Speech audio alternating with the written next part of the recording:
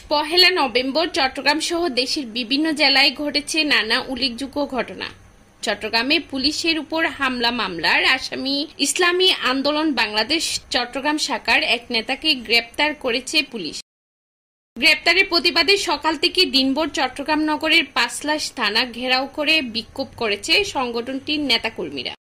চট্টগ্রামের মিরেশরাই উপজেলায় তুচ্ছ ঘটনাকে কেন্দ্র করে বড় ভাইয়ের হাতে ছোট ভাইয়ের মৃত্যু হয়েছে। শনিবার দুপুরে উপজেলার উসমানপুর ইউনিয়নের উত্তর মরঘাং গ্রামে ভোলা মেম্বারদের পুরান বাড়িতে এ মর্মান্তিক ঘটনা ঘটে। চট্টগ্রামের আনোয়ারা উপজেলায় সড়ক সম্প্রসারণ প্রকল্পে সরকারি অনুমোদন পাওয়ার আগেই বন বিভাগের ব্যবস্থাপনায় নিলামের মাধ্যমে নির্বিচারে গাছ কাটা শুরু হয়েছে। এ নিয়ে স্থানীয়দের মধ্যে ক্ষোভ দেখা দিয়েছে। তারা বলছেন, সরকারি প্রক্রিয়া সম্পূর্ণ হওয়ার আগে এভাবে গাছ কাটা আইন বিরোধী।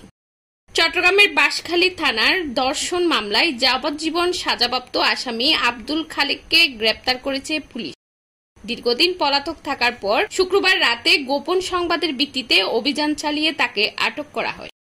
রাজধানী ঢাকার বিভিন্ন এলাকায় নিষিদ্ধ ঘোষিত আওয়ামী লীগ ও এর সহযোগী সংগঠনের ব্যানারে ঝটিকা মিছিল থেকে 29 জনকে গ্রেপ্তার করেছে পুলিশ। তবে প্রাথমিক পর্যায়ে তাদের নাম পরিচয় প্রকাশ করা হয়নি। নরসিংদীর রায়পুরা উপজেলায় জমি সংক্রান্ত বিরোধের জেরে দুই ভাইকে কুপিয়ে হত্যা করা হয়েছে। শনিবার দুপুরে উপজেলার চরসুবুদ্দি গ্রামে এই ঘটনা ঘটে। নিহতদের চাচা ও চাচাতো ভাই বোনদের বিরুদ্ধে হত্যার অভিযোগ উঠেছে।